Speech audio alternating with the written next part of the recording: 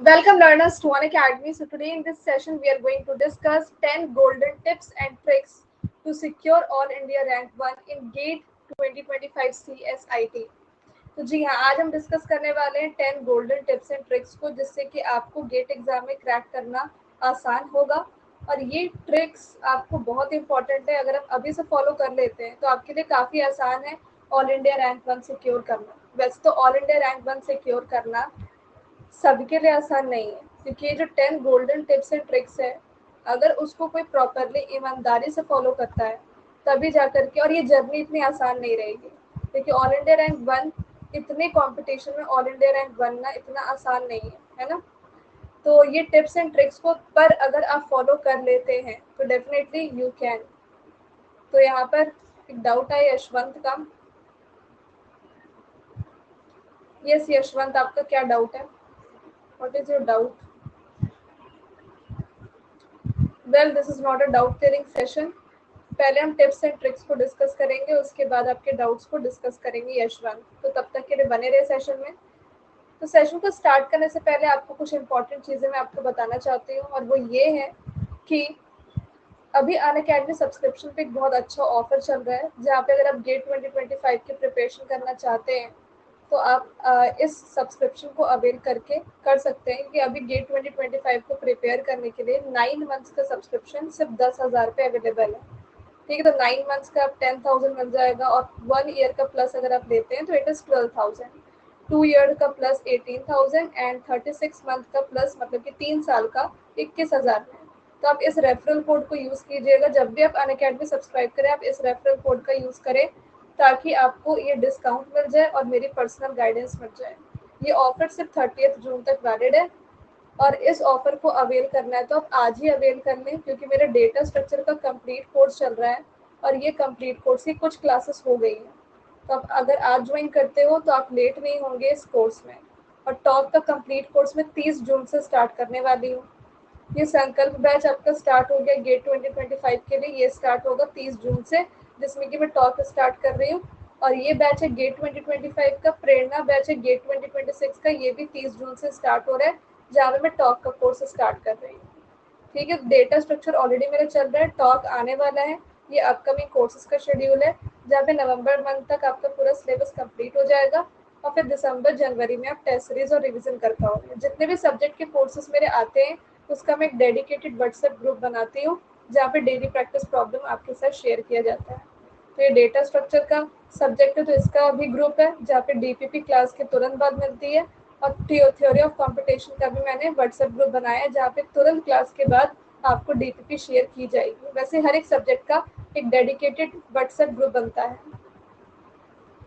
तो यस, अब हम यहाँ पर गोल्डन टिप्स एंड ट्रिक्स को डिस्कस करेंगे। Good afternoon Vamsi. तो जो पहला टिप है वो ये है कि आप अगर किसी भी एग्जाम की प्रिपरेशन कर रहे हो, और मोस्ट इम्पॉर्टेंटली अगर आप गेट एग्जाम की प्रिपरेशन कर रहे हो, जो सबसे टफेस्ट एग्जाम है इंडिया में या ओवरऑल वर्ल्ड में, सबसे टफेस्ट एग्जाम गेट एग्जाम को माना जाता है। और उसको प्रिपेयर करने के लिए आपके पास रिसोर्सेस ऐसे होने चाहिए जो आपके लिए मैचिंग हो, यानी कि जिससे कि आप सिंक्रोनाइज्ड हो, जिसकी फ्रीक्वेंसी आपकी फ्रीक्वेंसी से मैच करे। तो आपको चूज करना है मी बेस्ट रिसोर्सेज। अब ये मी बेस्ट रिसोर्सेज क्या होते हैं? हो सकता है कि वामसी के लिए जो बेस्ट रिसोर्स हो वो यशवंत के लिए बेस्ट ना हो।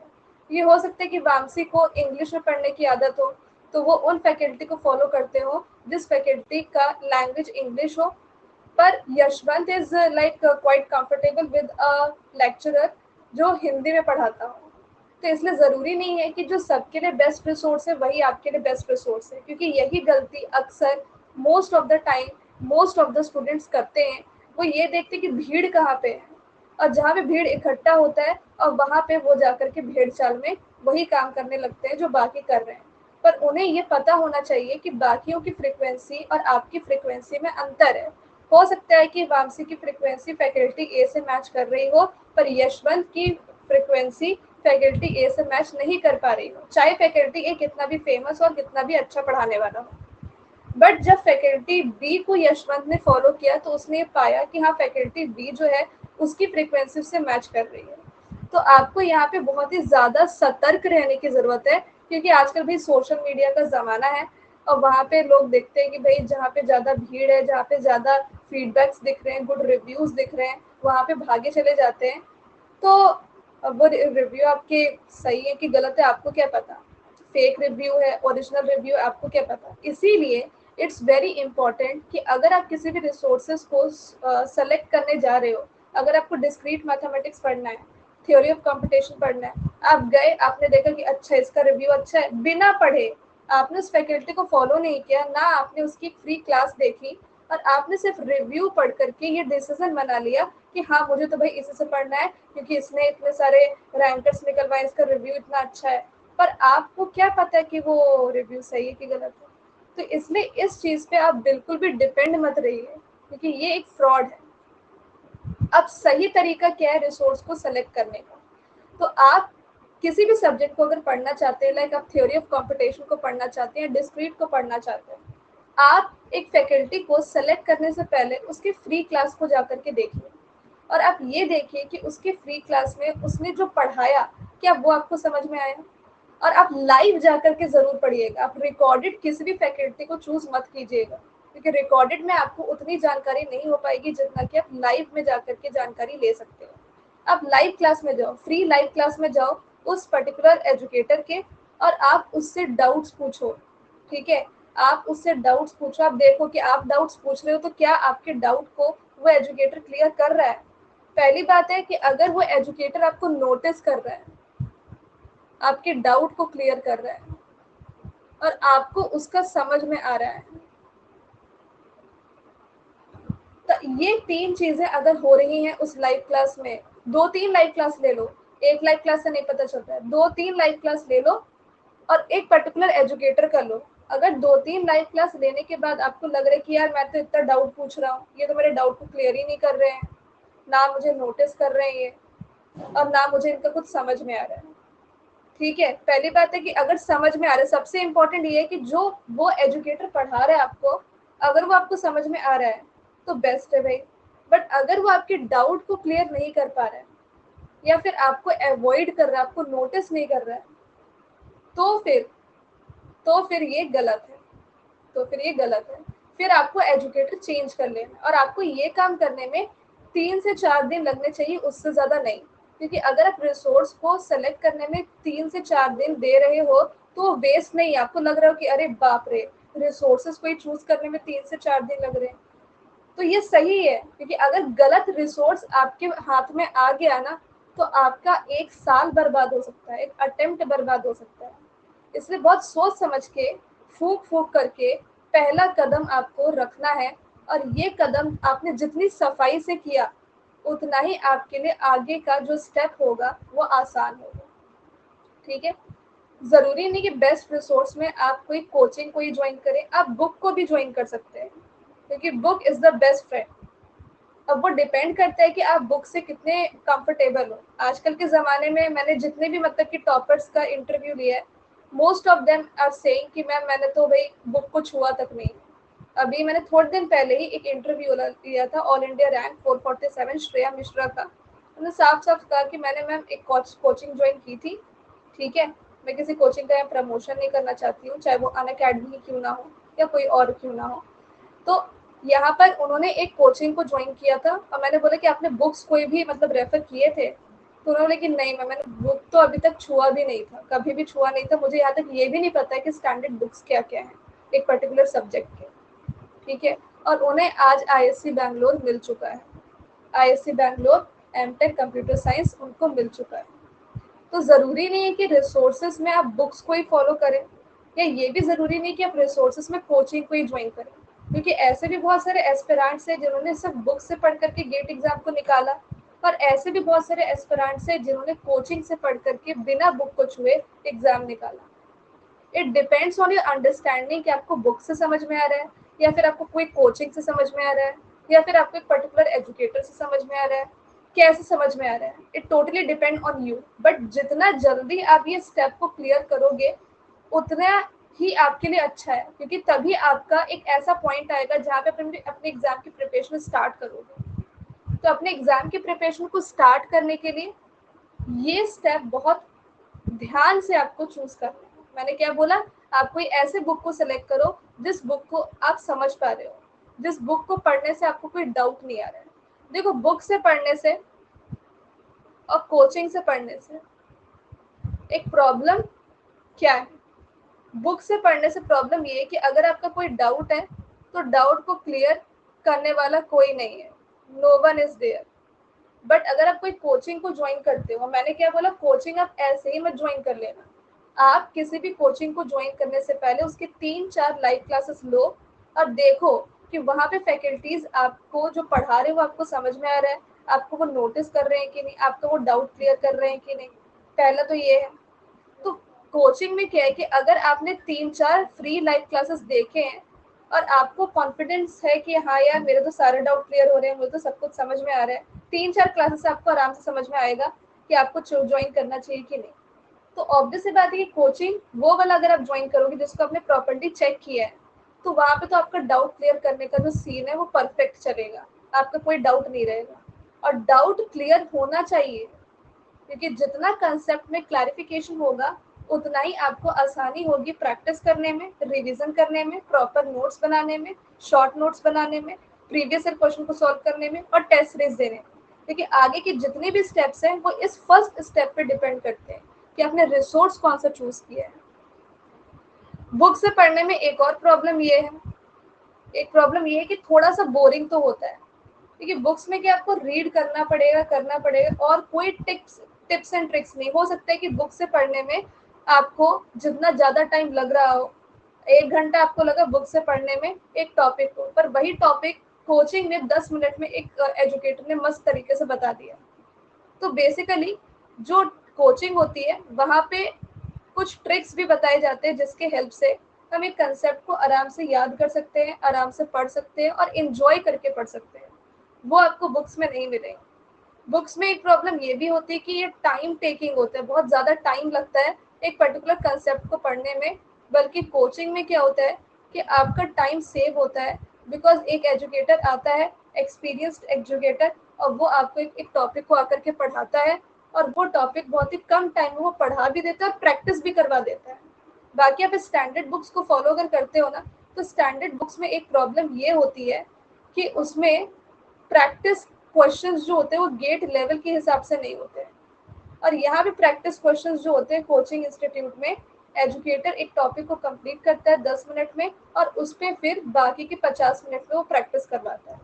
तो यहाँ पे भी आप 1 घंटे पढ़ रहे हो, पर यहाँ पे आप 1 घंटे कंसेप्ट को पढ़ रहे हो, सिर्फ उस पर प्रैक्टिस तो कर ही नहीं पा रहे, बिकॉज वो बुक हर एक तरीके से बना हुआ है।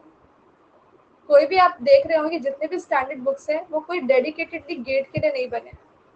वो जो स्टैंडर्ड बुक्स है उसमें आपको इंजीनियरिंग के जो सेमेस्टर एग्जाम्स होते हैं उसके लिए भी आप प्रिपेयर करते हो, या फिर ऐसे भी किसी को कोई सब्जेक्ट पढ़ना हो तो वो उन बुक को रेफर करता है। इसलिए बुक्स में कभी कभी आप ऐसे कॉन्सेप्ट देखोगे जो आपके गेट में नहीं आते हैं, और जो बच्चे को कोई जानकारी नहीं, जिसको कोई गाइडेंस नहीं है, वो उन कंसेप्ट को भी पढ़ लेता है जो कंसेप्ट आपके गेट एग्जाम में नहीं आते।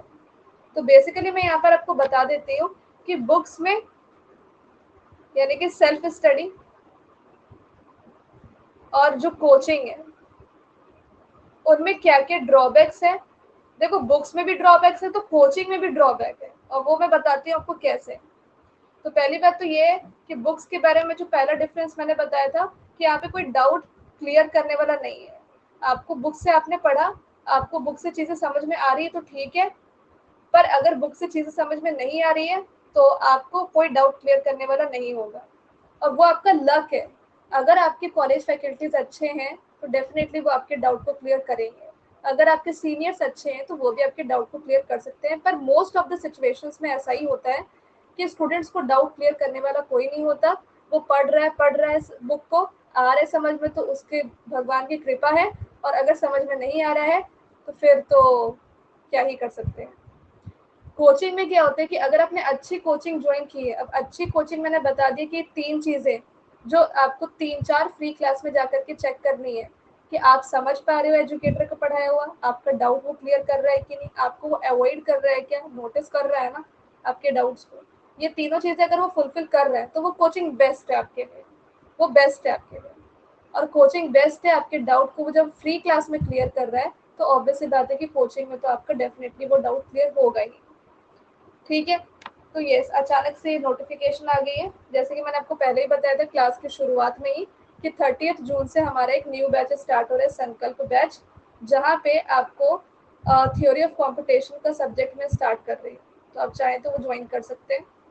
फिर दूसरा डिफरेंस जो मैंने आपको बताया बुक्स और कोचिंग के बीच में, कि बुक्स में क्या होती है कि गाइडेंस कोई नहीं देता है। वैसे तो बुक्स खुद ही एक गाइडेंस है, बुक खुद ही गाइडेंस है, बट उस बुक की गाइडेंस कौन ले पा रहा है कौन नहीं ले पा रहा है वो भी तो डिपेंड करता है ना। बुक्स को पढ़ना बोरिंग लोग समझते हैं, बट कुछ लोग के लिए बुक्स पढ़ना एक हैबिट हो जाती है।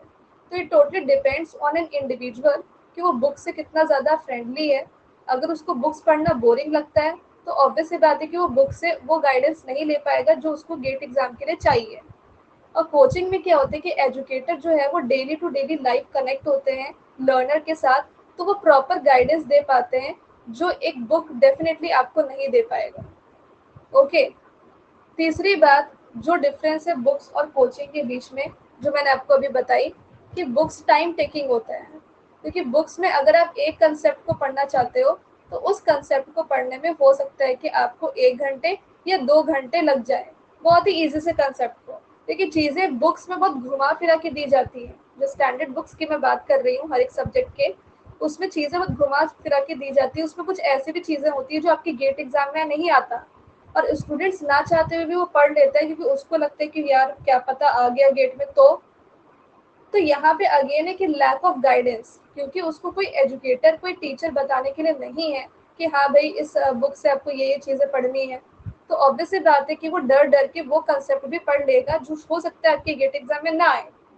तो इसलिए एक कंसेप्ट को पढ़ने में उसको 2 घंटे लग जाते हैं, और ये भी हो सकता है कि उस कंसेप्ट को पढ़ने में उसको 2 घंटे इसलिए लग गए क्योंकि हो सकता है कि वो आ नहीं रहा था, उसको वो स्टक हो गया कहीं पे, और डाउट क्लियर करने में उसको काफ़ी ज़्यादा टाइम लग गया।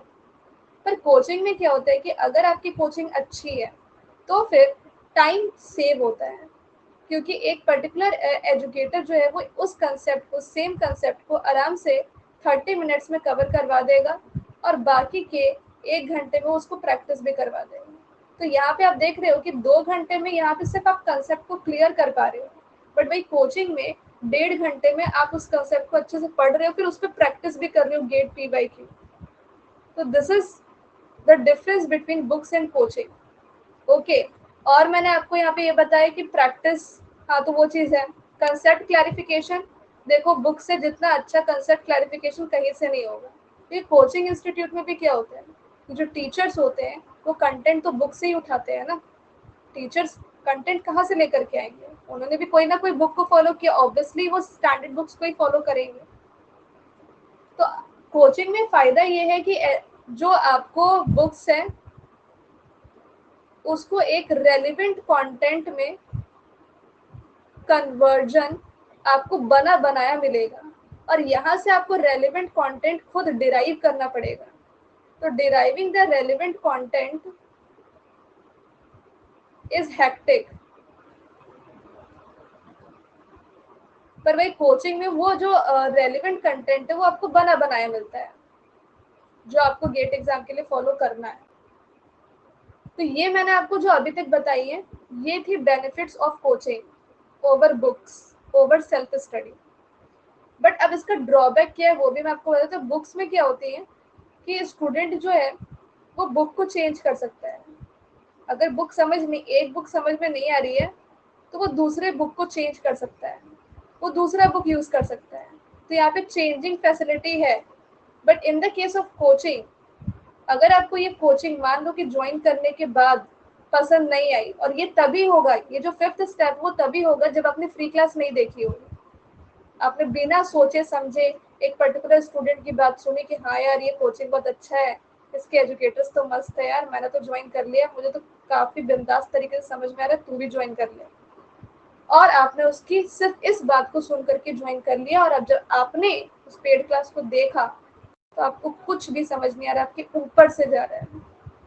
तो ये हाल तभी होगा जब आप ऐसा करोगे। बट जब आप खुद से चेक करोगे सब्सक्रिप्शन लेने से पहले, कोचिंग लेने से पहले कि हाँ भाई अच्छा है कि नहीं अच्छा है, तब आपको सब्सक्रिप्शन लेना है। तो फिर ये प्रॉब्लम नहीं आएगी। तो वही है कि अगर आपने ऐसे सुन करके, फ्रेंड का सुन करके कोचिंग ज्वाइन कर लिया और आपको पसंद नहीं है, तो आप कोचिंग को चेंज नहीं कर सकते। आपके पास इतने ऑब्वियसली इतना पैसा कौन खर्च करेगा कि एक कोचिंग को पैसा दे दिया भर भर के और अब ये पसंद नहीं आ रहा तो दूसरा कोचिंग ज्वाइन कर लो, इतने पैसे नहीं है ना। तो ये प्रॉब्लम हो सकता है आपको कोचिंग में। इसलिए किसी भी कोचिंग इंस्टीट्यूट को ज्वाइन करने से पहले आपको प्रॉपर वेरिफिकेशन करना है एजुकेटर्स का कि वो फ्री क्लास में आपको कैसे डील कर रहे हैं, क्या आपको उनका पढ़ाया हुआ समझ में आ रहा है कि नहीं, एंड लाइक सो ऑन। तो ये तो भाई पहला स्टेप था जिसको समझाने में मुझे 20 मिनट लग गया, बट वो बहुत वर्दी थे। ये 20 मिनट बहुत ही इम्पोर्टेंट थे उन सभी स्टूडेंट्स के लिए जो अपनी प्रिपरेशन को स्टार्ट करने वाले हैं गेट 2025 के लिए, और वो चूज कर रहे हैं मी बेस्ट रिसोर्सेस। तो आपको वो रिसोर्स बेस्ट कहना है जो आपके लिए बेस्ट हो, दुनिया के लिए बेस्ट नहीं। दुनिया के लिए बेस्ट उनको इसलिए लग रहा है कि उनके लिए वो बेस्ट है। तो मैंने क्या बोला कि आपको रिसोर्स उसी को बेस्ट कहना है जो आपके लिए बेस्ट हो, जो आपके डाउट को क्लियर करे, जो आपको समझाए, जो आपको नोटिस करे। I hope this is clear to all of you. ठीक है, हो सकता है कि पूरी दुनिया के लिए उदित अग्रवाल डिजिटल लॉजिक का बुक अच्छा लगे, बट आपको मॉरिस मैनो पे दिल आ गया है। तो वही मैं बोल रही हूँ कि दुनिया की बातों पे नहीं चलना है, अपना दिमाग लगाना है रिसोर्स को सेलेक्ट करने के लिए। आई होप ये बात क्लियर है सभी लोगों को। तो अपना दिमाग लगाइए रिसोर्स को सेलेक्ट करने में, भेड़ चाल में मत चलिए कि हाँ वो वहां पे जा रहा है तो मैं भी वहीं पे जाऊंगा, समझ कुछ नहीं आ रहा है आपको। ठीक है, अब हम दूसरे स्टेप की बात करेंगे। तो जो दूसरा गोल्डन टिप एंड ट्रिक है to secure all India rank 1 in GATE CSIT is second concept clarification, no hiccups. Concept clarification चाहे बुक से आप करना चाहो, चाहे अगर आप बुक से पढ़ रहे हो तो बुक में अगर एक ऐसा स्टेटमेंट आ गया है जो बहुत इंपॉर्टेंट है, उसमें नोट करके लिखा हो कि नोट होता है ना बुक्स में, अगर आप पढ़ोगे तो ऐसे लिखा होता है कि नोट, और वो नोट वाले स्टेटमेंट्स आपको समझ में नहीं आ रहा। आपने पूरा कंसेप्ट पढ़ लिया और आपको नोट वाला समझ नहीं आ रहा, मतलब आपको कुछ समझ नहीं आया जो अभी तक आपने पढ़ा। तो कंसेप्ट क्लैरिफिकेशन करने में घबराना नहीं कि अरे मैंने 2 घंटे दे दिए और ये नोट वाला पॉइंट समझ नहीं आ रहा है मुझे। कोई बात नहीं, आप दोबारा पढ़ो, बट आप बिना कंसेप्ट क्लियर किए आगे मत बढ़ो, क्योंकि अगर आपको पुराना समझ में नहीं आया तो आगे नहीं बढ़ना है। अगर आप आगे बढ़ गए, अगर आप उस पॉइंट पे आकर के, जिस आपने इतना पढ़ा और इस पॉइंट पे आकर के आप स्टक हो गए, अगर आप इस पॉइंट को ठीक नहीं कर रहे हो और आप आगे बढ़ रहे हो तो फिर कंसेप्ट आपका खराब हो जाएगा। और जब कंसेप्ट खराब होता है तो गेट में मिलती है क्या, नेगेटिव मार्किंग। तो इसलिए अगर आप पॉजिटिव मार्किंग नहीं ला पा रहे हो तो आपको नेगेटिव मार्किंग लाने का भी कोई हक नहीं बनता। तो आपको क्या करना है, आपको उस नोट वाले पॉइंट पे अपने आप को स्टक रखना है। 1 घंटा, 2 घंटा, 3 घंटा, 5 घंटे, 5 घंटे दोगे समझ में आ ही जाएगा। बट वही है कि बुक से अगर आप पढ़ोगे तो उस कंसेप्ट को क्लियर करने में 1 साल भी लग सकते हैं। I will suggest you to join any coaching institute whichever you like to join, जिसका आपको फ्री क्लास पसंद आए। क्योंकि अभी आपको देख सकते हैं कि अनअकैडमी सब्सक्रिप्शन की अगर मैं बात करूँ तो ये बहुत ही कम कॉस्ट पे अभी अवेलेबल है। आप ज्वाइन कीजिए अनअकैडमी को, पहले फ्री क्लास देख लीजिए, आप देखिए, क्योंकि आपका टाइम सेव होगा और कुछ नहीं। ऑब्वियस सी बात है, अगर आप किसी कोचिंग इंस्टीट्यूट को ज्वाइन करते हो और आप बुक से पढ़ रहे हो, लेट्स सपोज आप बुक को भी फॉलो करते हो, आप कोचिंग को भी ज्वाइन कर रखे हो, और बुक पे आपने वो नोट डाउन वाला पॉइंट आपने पढ़ा, उसको समझ नहीं आ पाया, स्टक हो गए, तो आप एजुकेटर से जाकर के उस डाउट को 2 मिनट में क्लियर कर सकते हो। It's as easy as possible, right. और अगर आपने कोचिंग इंस्टीट्यूट में जाकर, अब आप बोल सकते हो कि मैम कोचिंग में ही अगर कोई डाउट आ गया तो फिर, ऑब्वियस सी बात है कि यार कोचिंग में डाउट आया तो इस एजुकेटर को पकड़ लो यार, उसको बोलो कि नहीं भाई डाउट क्लियर करो मेरा, जब तक मेरा डाउट क्लियर नहीं होगा तब तक आगे नहीं बढ़ेंगे। और अगर मैं अनअकैडमी की बात करूँ तो यहाँ पे डाउट सॉल्विंग एजुकेटर होता है, एक्सपर्ट डाउट सपोर्ट होता है, जहाँ पे आपका जो भी डाउट है आप उसको पिक्चर अपलोड करके क्लियर करवा सकते हो at any point of time. और नहीं तो लाइव क्लास में आकर के लाइव आप डाउट पूछ सकते हो। यहाँ पे वामसी का एक डाउट आ रहा है कि सी प्रोग्रामिंग, डीएसए, काउ, डिस्क्रीट, सीएन, ये टॉपिक्स आपके बच गए हैं और वो आप अक्टूबर 30 तक कंप्लीट कर लोगे। तो what should be my strategy to get maximum GATE rank ma'am? वही मैंने बोला वामसी कि जो सब्जेक्ट्स आपके बचे हुए हैं, पहली बात तो ये है कि उनके लिए चूज कर लो मी बेस्ट रिसोर्सेज, जिसको समझाने मुझे 20 मिनट लगा है। दूसरी बात कि आप कंसेप्ट को क्लियर करो। कोई भी सब्जेक्ट आप पढ़ रहे हो, और पहली बात तो वामसी ये हो सकता है कि यहाँ पे जो भी स्टूडेंट ज्वाइन कर रहे हो उनमें से बहुत सारे ऐसे स्टूडेंट्स हो जिनका काफ़ी सारा सब्जेक्ट कंप्लीट हो चुका हो। जैसे अकॉर्डिंग टू वामसी उनका डिजिटल लॉजिक कंप्लीट हो गया है, उनका digital logic operating system DBMS complete हो गया है, ग्रेट, ठीक है। तो ये जो कंप्लीटेड सब्जेक्ट्स हैं उनको भी रिवाइज करना बहुत ज़रूरी है, तो उसकी बात भी मैं करने वाली हूँ आगे। तो थोड़ा सा वेट कीजिए, मैं सब कुछ चीज़ें क्लियर करूंगी आप लोगों को। तो कंसेप्ट क्लैरिफिकेशन रखना है स्टूडेंट्स। हो सकता है कि आपने कंसेप्ट 1 पढ़ा, कंसेप्ट 2 पढ़ा, कंसेप्ट 3 पढ़ा, पर इस कंसेप्ट पे आकर के आप हो गए स्टक। तो आपको कंसेप्ट 4 पे बिताने हैं 48 आवर्स, और ये 48 आवर्स आपको जो अंडरस्टैंडिंग देने वाले हैं ना इस कंसेप्ट की भी और प्रीवियस कंसेप्ट की भी, वही आपका गेट एग्जाम क्रैक करवाएगी। तो this should be the best strategy for you to secure all India rank 1 in GATE, क्योंकि आपको जिस पॉइंट पे आप स्टक हुए हो ना यही गेट एग्जाम में आने वाला है। इसको स्किप मत करो, इस पे आप 48 आवर्स स्पेंड करो एंड देखो कि यार क्यों मैं स्टक हो गया, क्या ऐसा पॉइंट है, क्या मैं लैक कर रहा हूँ प्रीवियस कंसेप्ट में जो मुझे कंसेप्ट 4 समझ नहीं आया। तो this should be the strategy. यहाँ पे कोई भी हिकअप्स नहीं होने चाहिए, कोई स्टक नहीं होना चाहिए, और आगे तो बिल्कुल भी नहीं बढ़ना है जब तक कि प्रीवियस कंसेप्ट आपको समझ ना आए। That's the only strategy number 2। Now the tip number 3 is perfect revision strategy. जो भी आप डेली पढ़ रहे हो, डेली बेसिस में जो भी आपने पढ़ा, लाइक आपने डेली बेसिस पे जो भी आप पढ़ रहे हो उसको 2 टाइम्स रिवाइज करना है। एक टुडे एंड एक टुमारो, टुडे एंड टुमारो। 2 बार अगर आप रिवाइज करोगे तो पहली बार आप रिवाइज करोगे तो आपको थोड़ी सी लग सकती है प्रॉब्लम कि अच्छा ऐसा भी है ऐसा भी, और दूसरी बार रिवाइज करोगे तो वो एकदम दिमाग में छप सा जाएगा, और आपको दिमाग में छापा ही तो मारना है हर एक कंसेप्ट का कि आपको वो लॉन्ग टाइम तक याद रहे। देखिए गेट एग्जाम 1 साल लेता है पूरा प्रिपरेशन में, और 1 साल तक एक कंसेप्ट को अपने दिमाग में बिछा करके रखना एक जाल की तरह, वो तभी पॉसिबल है जब आप एक ही चीज़ को बार बार रिवाइज करोगे। तो आप जो भी डेली पढ़ रहे हो उसको आप 2 बार रिवाइज करो, एक आज और एक कल। तो इससे आपकी जो कनेक्टिविटी होगी हर एक टॉपिक को लेकर के वो काफ़ी अच्छी होगी, और आप स्मूथली अपने प्रिपरेशन में आगे बढ़ पाएंगे, आपको मज़ा भी आएगा। देखिए शुरू शुरू में हो सकता है कि रिवीजन करना बहुत बोरिंग लगे, because it's completely a boring task, but still it's very important, क्योंकि जो इसको करता है, जो इस बोरिंग काम को कर लेता है, वो आगे काफ़ी इंजॉयमेंट करता है। तो प्लीज़ मेक श्योर दैट कि आप इस बोरिंग काम को दिल लगा करके पूरे दिल से पूरे ईमानदारी से करें, क्योंकि रिवीजन करने में कोई कंजूसी नहीं करनी है। अगर रिवीजन में थोड़ी भी आपने कंजूसी की ना तो फिर आपका मार्क्स तो गया काम से, क्योंकि आप डेफिनेटली जा करके चीज़ों को भूलने वाले हो, और ऐसा बहुत सारे लोगों के साथ हुआ है। अब देखिए यहाँ पर हम वीक डेज को 2 पार्ट्स में डिवाइड करेंगे, ठीक है। तो यहाँ पर मंडे टू फ्राइडे आपको न्यू कंसेप्ट पढ़ना है।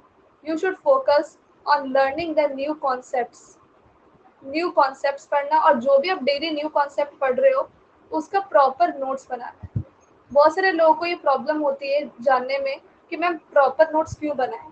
जैसे जो बुक वाले होते हैं वो बोलते हैं बुक में हाईलाइट कर देंगे ना येलो कलर से, ये आलसपन आप छोड़ दो। तो 1 साल तुमको प्रिपरेशन करने के लिए मिलता है और उसमें भी तुम आलसीपना दिखा रहे हो कि हम नोट्स नहीं बनाएंगे, जो बुक्स है उसी को बस हाईलाइट कर देंगे, या फिर कोचिंग ज्वाइन कर लिए तो पीडीएफ नोट्स तो मिल ही जाते हैं, तो हम फालतू में क्यों नोट्स बनाएं, हम उसका प्रिंट आउट, यार इतना पैसा मत खर्च करो अपने माँ बाप का, मतलब पीडीएफ नोट्स का तुम प्रिंट आउट लोगे, क्या ही करोगे तुम फिर, इतना आलसी करने का क्या मतलब है।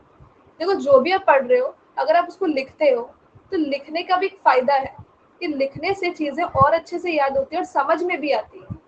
याद नहीं करना है आपको, चीजों को समझना भी तो है। तो इसलिए जो भी आप मंडे टू फ्राइडे नए कंसेप्ट पढ़ते हो उसका डेली प्रॉपर नोट्स मेंटेन करो, और आप उसको डेली रिवाइज करो।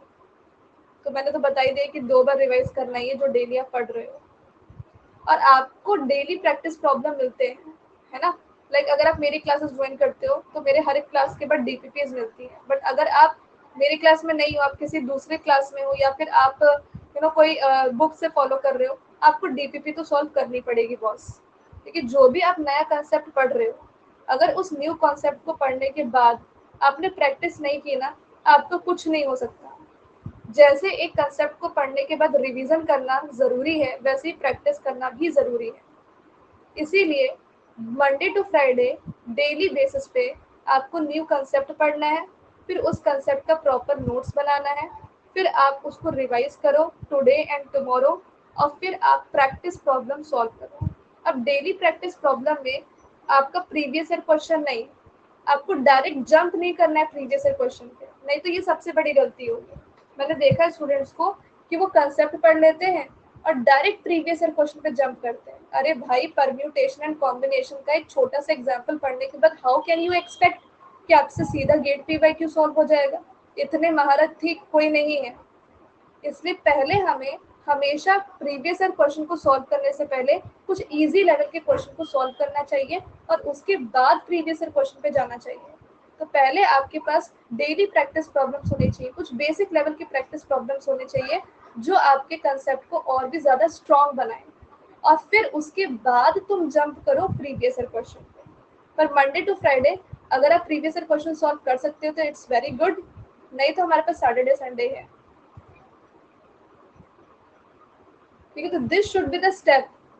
पहले कंसेप्ट पढ़ना है, उसके बाद पढ़ना है, उसके बाद उसका नोट्स बनाना है, उस नोट से आपको रिवाइज करना है टुडे एंड टुमारो 2 बार, जैसे कि मैंने अभी बताया आपको, और फिर आपको प्रैक्टिस प्रॉब्लम सॉल्व करना है, और फिर आपको गेट के पीवाईक्यू सॉल्व करना है। अब इस गेट के पीवाईक्यू में हो सकता है कि आपने उसमें से 20 के 20 क्वेश्चन सॉल्व किए, और उस 20 क्वेश्चन में से आपसे 15 क्वेश्चन आराम से सॉल्व हो गए और 5 क्वेश्चन नहीं सॉल्व हुए। तो जो 5 क्वेश्चन आपसे नहीं सॉल्व हो पाए हैं, वही आपके गेट एग्जाम में आने वाले है ना। जो आपको डिफिकल्ट लगे ना, वो 15 क्वेश्चन जो सही हो गए, अब उसको छूना ही मत, वो आपको आ गया, अब बस रिवाइज करते रहो। बस 5 क्वेश्चन जो आपसे नहीं बने हैं ना, वही डिफिकल्ट क्वेश्चंस हैं आपके, और वही आपके गेट एग्जाम में आ सकते हैं। तो उन पे आपको एक दिन बिताना है और उसको इजी बनाना है। कैसे भी इजी बनाओगे? तो how to make a difficult concept easy, how to make difficult concept easy. तो आप उसके स्टेप बाय स्टेप कंसेप्ट लिखो।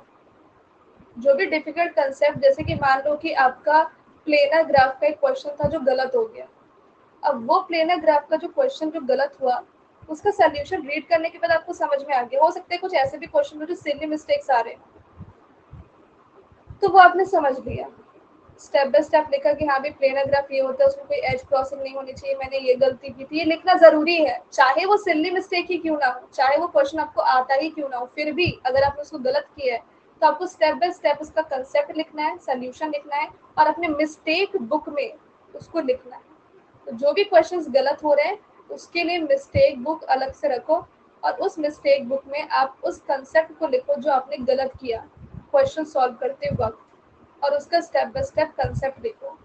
डेफिनेटली वो आपको आसान लगने लगेगा। तो Monday to Friday is very crucial time, जो हर एक वीक का आपको लगता है, और इसमें आपको ये काम करना है। देन इसके बाद सैटरडे संडे फिर क्या करें? तो सैटरडे संडे आप कोई भी नया कंसेप्ट मत पढ़िए, ठीक है। तो सैटरडे संडे क्या करें? सैटरडे संडे आप वीकली रिवाइज करें। मैंने क्या बोला, रिवीजन करना बहुत जरूरी है। आप डेली बेसिस पे रिवाइज कर रहे हो, दैट्स गुड, बट आपको मंडे टू फ्राइडे जो आपने पढ़ा और उसके जो प्रॉपर नोट्स आपने बनाए, अब उन प्रॉपर नोट्स को शॉर्ट नोट्स में कन्वर्ट करने का टाइम आ गया है। क्योंकि ऑब्वियस बात है कि 365 दिन होते हैं एक साल में। अब हर हर दिन आपने बहुत सारा पेजेस का प्रॉपर नोट्स बना लिया, तो यू कैन इमेजिन कि जब गेट एग्जाम नियर आएगा तो उस वक्त में आप क्या उन सभी पेजेस को रिवाइज कर पाओगे? जो आई डोंट थिंक 2000 पेजेस का नोट्स होगा, नहीं ना। इसीलिए जो भी आप मंडे टू फ्राइडे पढ़ रहे हो, उसको शॉर्ट नोट्स में कन्वर्ट कर दो और वीकली रिवीजन करो। अब देखो इतना टाइम तो नहीं मिलता है कि मंडे टू फ्राइडे आप कंसेप्ट पढ़ लो, नोट्स बना लो, रिवीजन कर लो, डीपीपी कर लो और गेट का पीवाईक्यू भी सॉल्व हो ही जाए। इतना तो नहीं है ना, सारे गेट के पीवाईक्यू हो सकता है नहीं सॉल्व हो पाए, पर आपको क्या करना है कि सारे लास्ट 10 ईयर्स के जितने भी गेट पीवाईक्यू है सारे उसको सॉल्व करने हैं। तो इसलिए सैटरडे संडे जो मंडे टू फ्राइडे नहीं हो पाया पेंडिंग काम, वो सैटरडे संडे आपको कर लेना है। और उसमें क्या है कि लास्ट के 10 ईयर्स के गेट पीवाईक्यू आपको सॉल्व करना। जो टॉपिक्स आपने मंडे टू फ्राइडे पढ़ा ना, उसी टॉपिक का लास्ट 10 ईयर्स का गेट पीवाईक्यू आपको सॉल्व करना है। ठीक है, तो सैटरडे संडे आपको प्रैक्टिस करना है। और अगर आपने कोई टॉपिक कंप्लीट किया है तो उस टॉपिक पे टेस्ट सीरीज देनी है। और अगर आपने पहले कोई सब्जेक्ट कंप्लीट कर रखा है तो फिर आप सैटरडे संडे उस सब्जेक्ट को रिवाइज करने के लिए सब्जेक्ट वाइज टेस्ट सीरीज भी दे सकते हो। और देखो सैटरडे संडे एक और काम है, अगर आपने कोई सब्जेक्ट पहले से कंप्लीट कर रखा है तो उसको वीकली रिवाइज करना है। तो वीकली रिवाइज में एक पूरा सब्जेक्ट भी आ सकता है। तो बहुत सारे काम सैटरडे संडे आपको मिल सकते हैं। ठीक है, इसलिए मैंने सैटरडे संडे आपको बोला कि आप कुछ नया कंसेप्ट मत पढ़ो। आप जो मंडे टू फ्राइडे पढ़ रहे हो उसको प्रॉपर नोट्स को शॉर्ट नोट्स में कन्वर्ट कर लो। आपने जो मंडे टू फ्राइडे पढ़ा टॉपिक उसका लास्ट 10 ईयर्स का गेट पीवाईक्यू कर लो। लेट सपोज अगर आपने कोई टॉपिक कंप्लीट किया तो उसका टॉपिक वाइज टेस्ट सीरीज दे दो।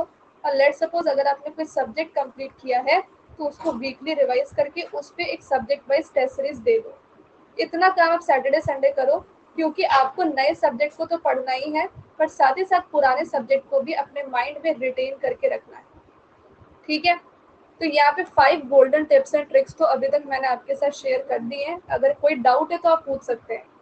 तो यशवंत पूछ रहे हैं कि मैम क्या गेट की प्रिपरेशन करने के इस ऑर्डर में करें या कोई भी दूसरा कोर्स लेना चाहिए।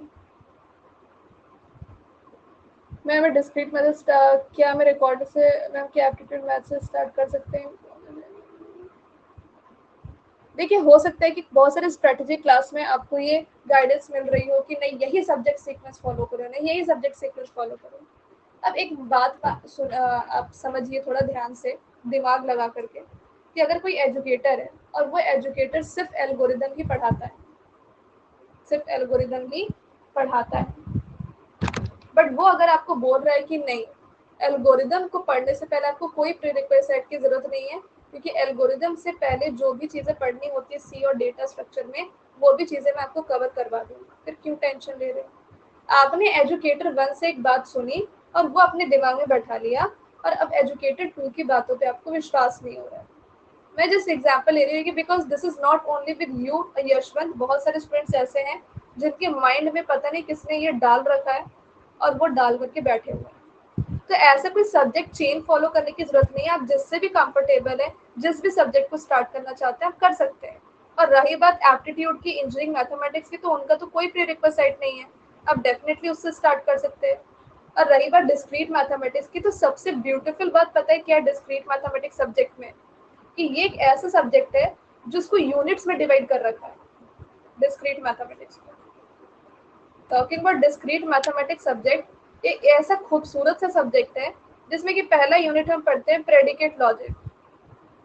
अब इस यूनिट को जरूरी नहीं कि आप सबसे पहले ही पढ़ो, आप इसको ग्राफ थ्योरी ग्रुप थ्योरी के बाद भी पढ़ सकते हो, because this is individual topic, independent topic, इसको किसी और टॉपिक पे डिपेंड ही नहीं रहना। ओके, तो predicate logic, group theory, graph theory किसी पे डिपेंड नहीं करता है, इसको पढ़ने से पहले किसी और यूनिट को पढ़ने की जरूरत नहीं है। वैसे सेट थ्योरी, सेट थ्योरी भी एक इंडिविजुअल टॉपिक है, इसको भी अगर आप पढ़ना चाहते हो, इससे स्टार्ट करना चाहते हो डिस्क्रीट, आप कर सकते हो। वैसे यहाँ पे जो ग्रुप थ्योरी है, ग्रुप थ्योरी को भी पढ़ने से पहले आपको किसी और यूनिट को पढ़ने की जरूरत नहीं, इससे भी आप स्टार्ट कर सकते हो। Graph theory completely different topic, graph theory, इसको पढ़ने से पहले भी आप किसी को नहीं भी पढ़ा है तो भी आप इसको आराम से स्टार्ट कर सकते हो। फिर डिस्क्रीट मैथमेटिक्स का जो 5th यूनिट होता है दैट इज कॉम्बिनेटोरिक्स, और कॉम्बिनेटोरिक्स में भी आप आराम से बिना किसी चीज को पढ़े इसे स्टार्ट कर सकते हो। कॉम्बिनेटोर इज भी कम्प्लीटली इंडिपेंडेंट टॉपिक है। तो ये 5 यूनिट्स में आपका डिवाइडेड है डिस्क्रीट मैथमेटिक्स, जिसको आप कभी भी किसी भी यूनिट को शुरू कर सकते हो और स्टॉप कर सकते हो। और रही बात क्लासेस को रिकॉर्डेड देखने की, तो मैं कभी भी किसी स्टूडेंट को सजेस्ट नहीं करती हूँ कि आप क्लासेस को रिकॉर्डेड देखें। रिकॉर्डेड में कभी भी सजेस्ट नहीं करती हूँ, ओनली लाइव में बोलती हूँ, क्योंकि आप तो सब्सक्रिप्शन का पैसा वेस्ट कर रहे हो। अगर आप वीडियो रिकॉर्डेड देख रहे हो ना, तो आपने जो अनअकैडमी सब्सक्रिप्शन में पैसे इन्वेस्ट किए हैं वो आप बर्बाद कर रहे हो, एजुकेटर को आराम दे रहे हो। एजुकेटर आएगा अपना आराम से रिकॉर्डेड पढ़ा के चला, उसको क्या है, अरे कोई बच्चा जब डाउट ही पूछने नहीं आएगा आराम से पढ़ाएगा मजे में और चला जाएगा। आपका तो यार होना चाहिए ऐसा माइंडसेट कि यार मैंने सब्सक्रिप्शन लिया है, मजाक थोड़ी ना है। हर एक क्लास जाकर के लाइव देखूंगा, हर एक क्लास में जाकर के भरपूर डाउट्स पूछूंगा और हर एक क्लास में अपना कंसेप्ट क्लियर करके आऊंगा।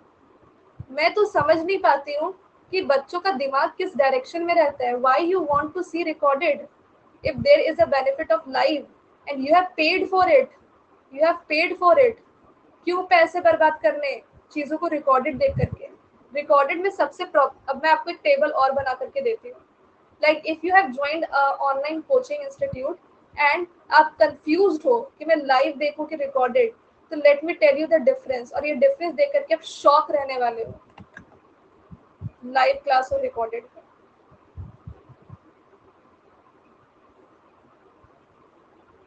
पहला डिफरेंस जो बहुत ही बेसिक है, पहला वाला शॉकिंग नहीं है, बहुत ही बेसिक सा डिफरेंस है कि लाइव क्लास में आप डाउट क्लियर कर सकते हो। सारे फैकल्टी से नहीं, सारे फैकल्टी आपको नहीं इतना पूछेंगे, सारे फैकल्टी पकड़ पकड़ करके हर एक स्टूडेंट का डाउट नहीं क्लियर करेंगे। वही फैकल्टी लाइव क्लास में डाउट क्लियर करेगा जो सच में सबका डाउट क्लियर करता है। ठीक है, अब वो आपको भी फ्री लाइव क्लास से अंदाजा लगा लेना है कोचिंग को ज्वाइन करने से पहले कि जो एजुकेटर आपके फ्री क्लास में आपके डाउट को नोटिस कर रहा है, क्लियर कर रहा है, आपको चीजें बता रहे हैं तो आपको समझ में आ रहा है, सिर्फ वही बंदा लाइव क्लास में आपको डाउट क्लियर करके देगा। रिकॉर्डेड में तो भूल ही जाओ। वो जो एजुकेटर, जो प्यारा सा एजुकेटर हर एक बच्चों का डाउट क्लियर करता है, रिकॉर्डेड में वो कैसे करेगा बेचारा। तुम भाई रिकॉर्डेड देख रहे हो, उसकी क्लास थी शाम को 6 बजे और तुम आगे रात को 9 बजे पढ़ने के लिए, तुम्हारे बैठा थोड़ी ना रहेगा वो एजुकेटर 9 बजे तक। भाई 6 बजे की क्लास है, अगर आपको उस एजुकेटर से डाउट क्लियर करना है 6 बजे आओ, पढ़ो, डाउट क्लियर करके जाओ यार, आराम से सो जाओ। रात को 9 बजे कौन पढ़ता है। तो यहाँ पे डाउट क्लियर करने वाला कोई नहीं है तुम्हारा। और रिकॉर्डेड में जब डाउट क्लियर नहीं होता है ना, तो बच्चा बौखला सा जाता है। जैसे कि उसने स्टार्ट किया, बड़ा मजा है कि हाँ भी मैं तो अपने टाइम पे बैठ करके क्लास को देख रहा हूँ, रात को 9 बजे 9:10 हुआ, स्टक हो गया, 10 मिनट लेक्चर देखा, स्टक हो गया, समझ नहीं आ रहा आगे कैसे बढ़ेगा बेचारा। अरे ये तो डाउट आ गया मुझे, ये कैसे क्लियर होगा। लाइव क्लास होता वही तो वो डाउट क्लियर हो जाता।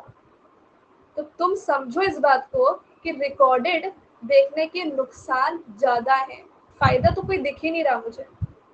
दूसरा जो बेनिफिट है लाइव क्लास का, वो ये है कि लाइव क्लास में आप दूसरे स्टूडेंट से भी इंटरेक्ट करते हो। इंटरेक्शन विद योर फ्रेंड्स, और we can say that enemies, because competitor को एनिमी समझो अपना, तभी आप किसी जंग को जीत पाओगे। और ये इंटरेक्शन रिकॉर्डेड में तो आप जीरो समझिए, क्योंकि इंटरेक्शन रिकॉर्डेड में कैसे होगा। रिकॉर्डेड में तो आप बस उनके चैट को देख रहे होंगे। लाइक अभी मैं देख पा रही हूँ कि फ्री क्लास है, you are not comfortable with each other, but in live class जब डेली बेसिस पे कुछ बच्चे 25-26 बच्चे जब ज्वाइन होते हैं, वो डेली टू डेली इंटरेक्ट करते हैं, कमेंट करते हैं, आंसर करते हैं, वो देखते हैं कि अच्छा ये ज्यादा आंसर कर रहा है, अरे इससे कुछ सीखो।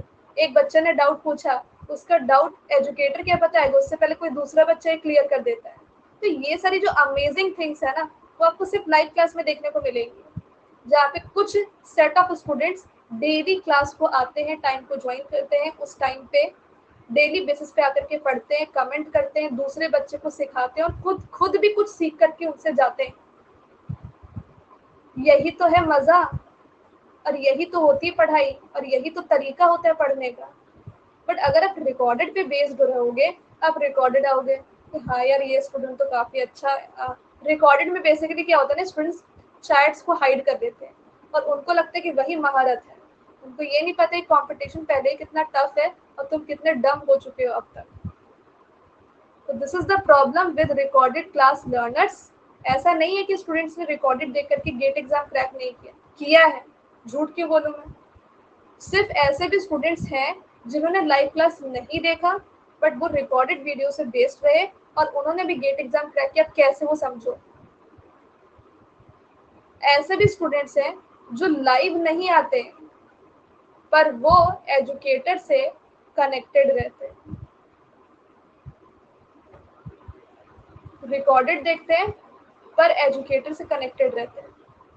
क्योंकि ऑब्वियस सी बात है, रिकॉर्डेड में कोई डाउट आएगा कौन क्लियर करेगा, एजुकेटर से कनेक्टेड है भाई, डाउट क्लियर हो गया। अब ऐसे कैसे हो सकता है मैम कि एजुकेटर से कनेक्टेड है, रिकॉर्डेड कंप्लीट कर लिया, एजुकेटर से कनेक्ट। तो देखो यहाँ पे क्या है कि अगर जैसे कि फॉर एग्जांपल मैं अपनी बात करती हूँ कि लास्ट ईयर की बात है कि एक स्टूडेंट ने अनअकैडमी सब्सक्रिप्शन लिया था और उन्होंने रिकॉर्डेड पूरा देखा।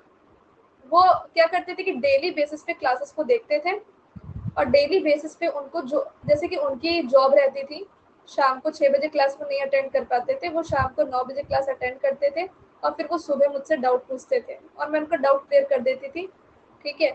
बट उनका जब डाउट नहीं क्लियर हो पाता था ना, तो कभी ना कभी लाइव क्लास आकर के अपने डाउट को क्लियर, वो बोलते कि मैम डाउट क्लियरिंग सेशन में मैं आ जाऊँगा, कम से कम डाउट क्लियरिंग सेशन में मैं आ जाऊँगा, क्योंकि मेरा डाउट रहता है तो वो तो मुझे क्लियर करना ही है और सारे डाउट्स मैम व्हाट्सएप पर तो क्लियर हो नहीं सकते। तो ये चीज़ है कि आप अगर सारे टाइम लाइव क्लास नहीं आ सकते हो तो यार कुछ लाइव क्लास में आकर के आप अपने डाउट कम से कम क्लियर करवा दो, because the most important thing is to clear your doubts. कम से कम वो तो लाइव क्लास में डिसिप्लिन मेंटेन होती है। डेली आप एक बंदा आ रहा है, शाम को 6 बजे क्लास है, डेली उस बंदे ने शाम को 6 बजे क्लास ज्वाइन किया और एक डिसिप्लिन मेंटेन हो कि हाँ यार 6 बजे की क्लास है, मेरे को तो करना है। डेली वो 6 बजे आकर के इसी बहाने पढ़ तो रहा है, टाइम वेस्ट तो नहीं कर रहा। और रिकॉर्डेड वाले को क्या यार, मैं तो रिकॉर्डेड देखता हूँ, आज नहीं देखूंगा कल देख लूंगा, कल आगे कल नहीं देखूंगा परसों देख लूंगा, और 10 दिन बीत गए उसके ऐसे ही करते करते। तो डिसिप्लिन मेंटेन नहीं कर पाता, बहुत ही चैलेंजिंग होता है इस टाइप के स्टूडेंट्स के लिए डिसिप्लिन को मेंटेन करना।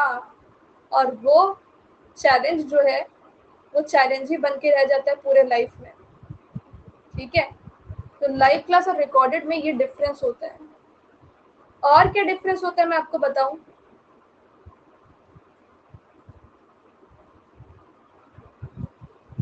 जो लाइव क्लास होती है वो कंसेप्ट क्लैरिफिकेशन के लिए होती है।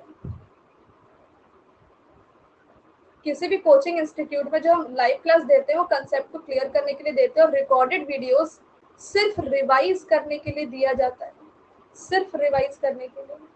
आप खुद सोचो, आप बोल रहे हो कि मैम ये रिवीजन बुक से ही मैं अपने गेट एग्जाम की प्रिपरेशन कर लेता हूँ। आप बोल रहे हो कि मैडम कंप्लीट बुक नहीं, live class is a complete book.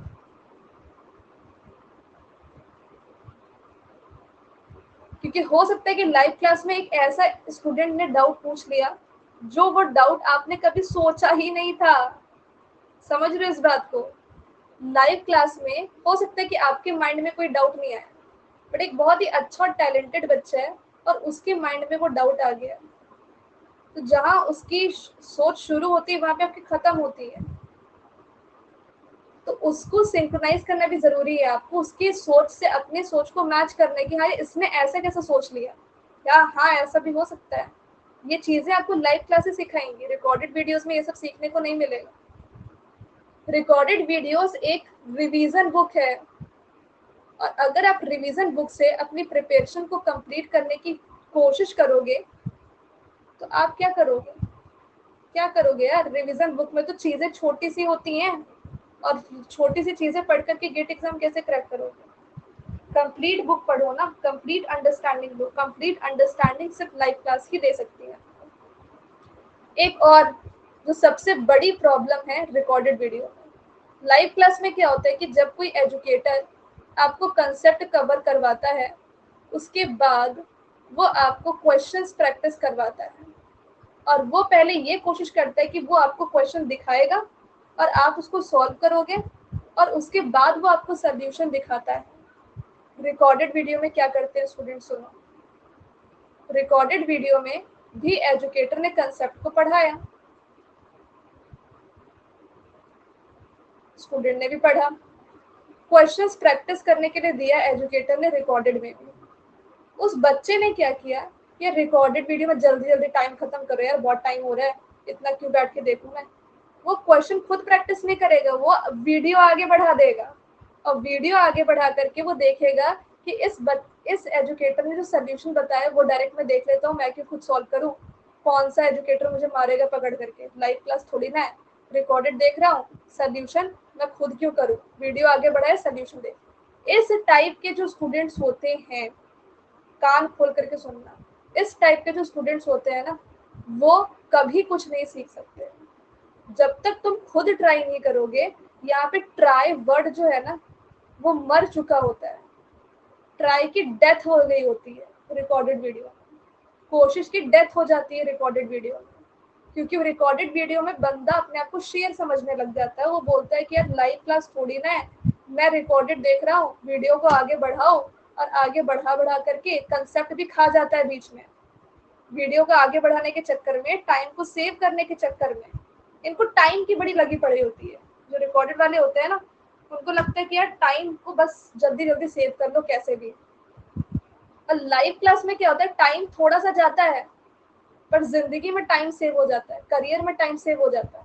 और रिकॉर्डेड में क्या है कि थोड़ा सा टाइम बचाने के चक्कर में कंसेप्ट की बैंड बच जाती है, कंसेप्ट की बैंड बच जाती है, कोशिश की डेथ हो जाती है।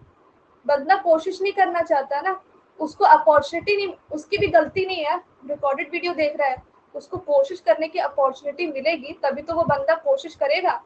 लाइव क्लास में उसको कोशिश करने की अपॉर्चुनिटी मिलती है, भाई हाँ टाइम फिक्स है, लाइव क्लास में तुम वीडियो को आगे थोड़ी ना बढ़ा सकते हो। अगर एक एजुकेटर ने क्वेश्चन प्रैक्टिस करने के लिए दिया है और आपको 2 मिनट का टाइम दिया है, कुछ तो सोचोगे आप, कोशिश तो करोगे ही, भले ही क्वेश्चन गलत हो। लाइव क्लास में भले ही क्वेश्चन गलत हो, पर वो जो 2 मिनट का टाइम आपने अपने दिमाग को सोचने का वक्त दिया उस क्वेश्चन को सॉल्व करने के लिए, वो बहुत महत्वपूर्ण है, जो रिकॉर्डेड वीडियो में आपको नहीं मिल सकता। तो यहाँ पर बहुत जरूरी है ये सुनना कि लाइव क्लास और रिकॉर्डेड के जो शॉकिंग रियलिटीज है ना, वो मैं आपको बता रही हूँ। एक और रियलिटी मैं आपको बताती हूँ। कंसेप्ट यहाँ पर स्ट्रांग होते हैं और यहाँ पर कंसेप्ट जो होते हैं वीक होते हैं। रिकॉर्डेड वीडियो में कंसेप्ट वीक हो जाते हैं, मतलब जो आता हुआ भी है ना वो भी वीक हो जाएगा आपको। पता है क्यों? क्योंकि एक आदत, एक बुरी आदत लग गई है स्टूडेंट को, और वो है 2x स्पीड में वीडियो को चलाना। आपने सुना गया 2x स्पीड पे चला लिया ना, अरे कोई भाई मोटिवेशनल वीडियो है, तुम उसको 2x स्पीड पे चला भी लोगे तो तुम्हारा कोई लॉस नहीं होगा। बट अगर तुम कोई कंसेप्चुअल वीडियो को 2x स्पीड में चलाओगे तो फिर आपकी कंसेप्ट जो आपका बना हुआ है ना वो भी वीक हो जाएगा। पता नहीं क्या समझ लो जल्दी जल्दी में। लाइव क्लास में क्या होता है, कंसेप्ट आपको जिस स्पीड से, जिस पेस से एजुकेटर बताएगा, उस पेस में आप उस चीज को पढ़ोगे, आपको कोई डाउट आएगा, आप बोलोगे मैडम डाउट है, आप क्लियर कर लोगे।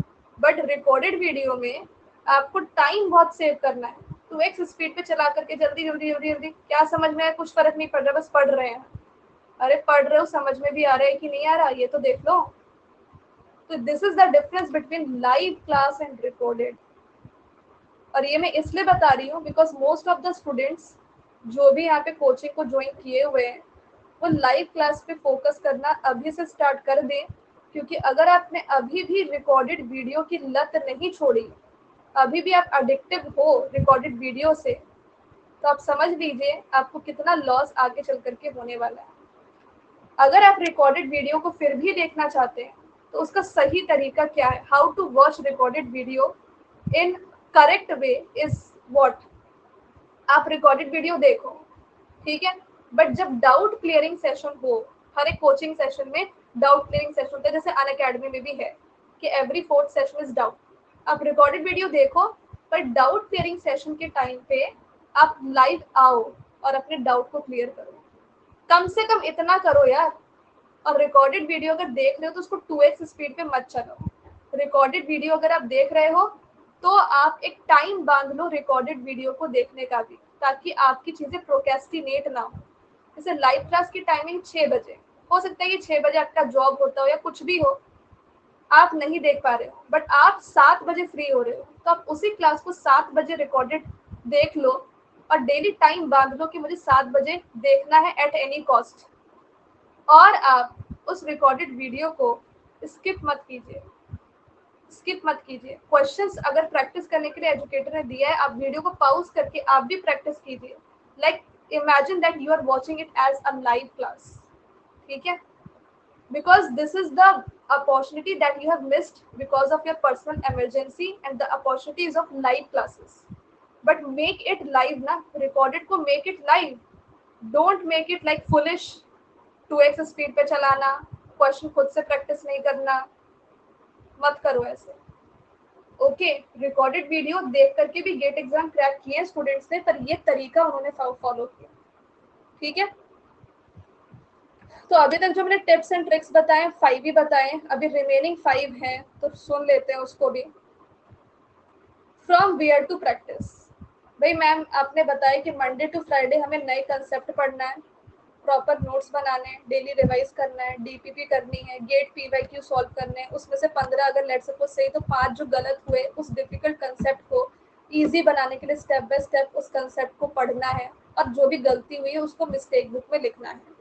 और सैटरडे संडे में क्या करना है कि कोई नया कंसेप्ट नहीं पढ़ना है, वीकली रिवीजन करना है जो भी मंडे टू फ्राइडे पढ़ा, और प्रॉपर नोट्स को शॉर्ट नोट्स में कन्वर्ट करना है। लास्ट 10 ईयर्स के गेट पीवाईक्यू सॉल्व करने हैं उस टॉपिक के जो मंडे टू फ्राइडे पढ़ा, और टेस्ट सीरीज देनी है टॉपिक वाइज। और अगर आपने पहले कोई सब्जेक्ट कंप्लीट किया है तो उसको वीकली रिवाइज करना है और उस सब्जेक्ट की टेस्ट सीरीज देनी है, ताकि वो सब्जेक्ट आपकी पकड़ में रहे और गेट एग्जाम तक आपको याद रहे।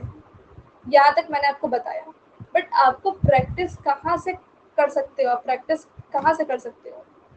जैसे कि अगर आपको प्रैक्टिस करना है तो पहला तो है गेट के पीवाईक्यू, बट गेट के पीवाईक्यू को सीधा प्रैक्टिस करने मत जाओ। अगर आप कोई कंसेप्ट को कंप्लीट कर रहे हो तो उस कंसेप्ट को क्लियर करने के बाद पहले आप कुछ बेसिक लेवल के प्रैक्टिस क्वेश्चंस करो। और बेसिक लेवल के प्रैक्टिस क्वेश्चंस जो हैं वो आपको कहाँ पे मिलेंगे?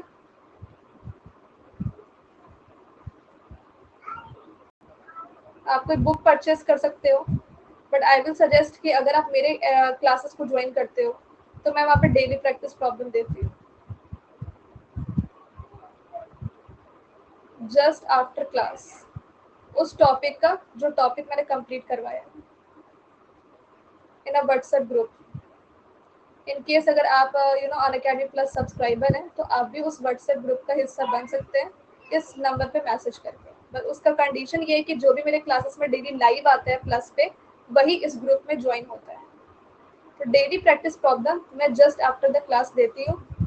अब मुझे नहीं पता कि जो सेल्फ स्टडी के लर्नर्स है वो कहाँ से प्रैक्टिस करते हैं, क्योंकि हो सकता है कि उनके पास कोई बुक हो, या तो आप कोई बुक परचेस कर लीजिए, और नहीं तो आप मेरे इस प्रैक्टिस प्रॉब्लम को, अगर आप अनअकैडमी सब्सक्राइब कर चुके हैं या सब्सक्रिप्शन लेने वाले हैं, तो आप डेली प्रैक्टिस प्रॉब्लम्स मेरे से ले सकते हैं, ठीक है?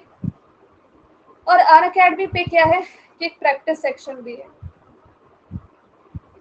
अनअकैडमी पे एक प्रैक्टिस सेक्शन, जैसे कि आप अनअकैडमी सब्सक्रिप्शन अगर लेट सपोज लेते हो, जैसे कि अनअकैडमी की बात है वही हर एक कोचिंग इंस्टीट्यूट की बात होगी कि वहाँ पे भी हो सकता है कि आपको प्रैक्टिस क्वेश्चन, जैसे मुझे अनअकैडमी के बारे में पता है कि यहाँ पे आपको 5600 प्लस प्रैक्टिस क्वेश्चंस मिलते हैं, ये भी मिलता है, और डेली प्रैक्टिस प्रॉब्लम मेरे क्लास के तुरंत बाद भी मिलता है इन द व्हाट्सएप ग्रुप।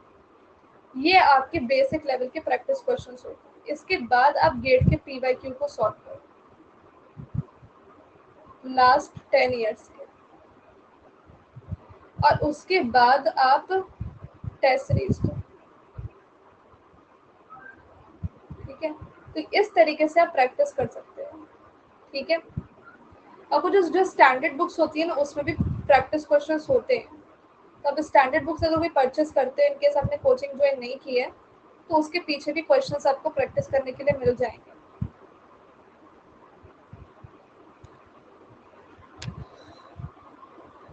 अभी मैंने बताया यशवंत की लाइव क्लास और रिकॉर्डेड में क्या फ़र्क होता है, डिस्क्रीट मैथमेटिक्स में क्या आप चीज़ें स्टार्ट कर सकते हो कि नहीं। आई होप आपने सुना होगा।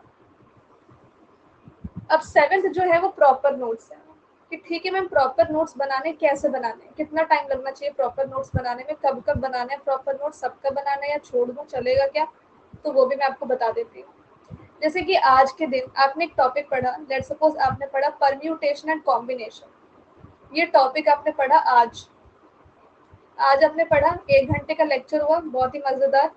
उस 1 घंटे के लेक्चर के बाद आपको उसका नोट्स बनाना चाहिए कि नहीं, आपको उस दिन या उसके दूसरे दिन, जैसे अनअकैडमी में क्या होता है कि अगर आज आपने कोई लेक्चर पढ़ा तो उसके नोट्स आपको दूसरे दिन मिलते हैं, तो आप दूसरे दिन उसका प्रॉपर नोट्स बना लो। कैसे बनाएं, तो जो टॉपिक पढ़ रहे हो हर दूसरे दिन उसका प्रॉपर नोट्स बनाते चलो। प्रॉपर नोट्स में क्या क्या लिखना है, प्रॉपर नोट्स में देखिए लैंग्वेज नहीं लिखना है, लैंग्वेज कहने में दिस इज ये मतलब therefore it is like, ये सब मत लिखो यार, ठीक है। तो जो चीजें लगती है कि हाँ मीनिंगफुल है, ओनली मीनिंगफुल थिंग्स। अब मीनिंगफुल में क्या हो गया, जैसे किसी भी कंसेप्ट का डेफिनेशन हो गया, किसी भी कंसेप्ट का फॉर्मूला हो गया, किसी भी कंसेप्ट का डेरिवेशन हो गया, किसी भी कंसेप्ट का इम्पोर्टेंट क्वेश्चन हो गया, प्रैक्टिस क्वेश्चन हो गया, ये सब आपको लिखना है। जैसे प्रॉपर नोट्स बचपन से बनाते आए हो यार, किसी भी सब्जेक्ट का पढ़ते हो प्रॉपर नोट्स बनाते हो, है ना। और जो भी पढ़ रहे हो सबका प्रॉपर नोट्स बनाना चाहिए, किसी भी सब्जेक्ट को ऐसा नहीं कि आप उसका प्रॉपर नोट्स नहीं बनाए। तो ऐसा कोई भी सब्जेक्ट आपका नहीं हो कि जिसका आपने प्रॉपर नोट्स नहीं बनाया, क्योंकि देयर इज अ सीक्वेंस कि पहले प्रॉपर नोट्स बनाना है, फिर रिवीजन नोट्स बनाना है, फिर उससे रिवाइज करना है। अगर आप सीधा रिवीजन नोट्स बनाने जाओगे ना, आप बहुत चीजें स्किप करने वाले हो, मीनिंगफुल जो चीजें होती है।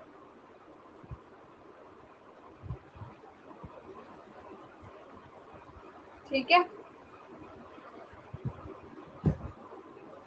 तो प्रॉपर नोट्स तो भाई बनाने, प्रॉपर नोट्स में आप प्रैक्टिस क्वेश्चंस को भी इंक्लूड कर सकते हो, प्रीवियस ईयर क्वेश्चंस को भी इंक्लूड कर सकते हो, सब कुछ इंक्लूड कर सकते हो जो भी आप पढ़ रहे हो, बट आलतू फालतू चीजें नहीं। कि जैसे ये नहीं कि एक एजुकेटर आया और उसने अपने क्लास में, कुछ होते हैं भाई मैं नाम नहीं ले रहा, तो कुछ होते हैं तो उन्होंने क्या है कि ट्यूरिंग मशीन बताई, अब वो उनके साइंटिस्ट पे बैठे हुए। अरे भाई साइंटिस्ट नहीं आने वाला है गेट एग्जाम में, ट्यूरिंग मशीन डिजाइन करना बताओ ना, ट्यूरिंग मशीन पे गेट पीवाईक्यू बताओ, उस पर प्रैक्टिस करवा दो। अब उसका ट्यूरिंग मशीन किसने इन्वेंट किया, वो साइंटिस्ट नहीं आने वाला है गेट एग्जाम में। तो बच्चे ये भी प्रॉपर नोट्स में लिख लेते हैं कि Turing machine was invented by, ठीक है तुम इन्वेंटेड बाय लिख दो, अब उसका पूरा फैमिली का स्टोरी तो नहीं आएगा ना यार, वो सब थोड़ी ना आएगा। तो प्रॉपर नोट्स में किसी हिस्ट्री लिखने मत बैठना, क्योंकि आप आर्ट्स के स्टूडेंट नहीं हो, आप साइंस के स्टूडेंट हो। साइंस के स्टूडेंट में लॉजिक्स लिखते हैं प्रॉपर नोट्स में, ये नहीं कि ये डेट क्या था, उसकी हिस्ट्री क्या थी, वो कब जन्म हुआ था, उसका क्या, ये सब नहीं यार, ठीक है। तो प्रॉपर नोट्स में ये नहीं लिखना है, हिस्ट्री नहीं लिखनी है, ठीक है। हाँ, प्रॉपर नोट्स में अगर किसी भी टीचर ने पढ़ाते वक्त आपको कोई ट्रिक्स बताए किसी भी चीज को याद करने के लिए कि हाँ भाई ये आ सकता है आपके गेट एग्जाम में, इसको याद कर लो, ये शॉर्टकट ट्रिक्स है, वो जरूर लिख लेना। कोई स्टोरी बताई उसको लिख लेना, एग्जाम्पल, अब पूरी स्टोरी लिखने मत बैठ जाना, स्टोरी लिखना शॉर्ट में लिखना, ठीक है। ऐसा लिखना कि बाद में आप पढ़ो तो आपको समझ में आए। प्रॉपर नोट्स में कभी भी चीजें एकदम शॉर्ट में मत लिखना, क्योंकि प्रॉपर नोट्स मतलब प्रॉपर, कि आगे चल करके आप कभी उसको पढ़ो तो आपको खोपड़ी में समझ में आए, समझ रहे हो।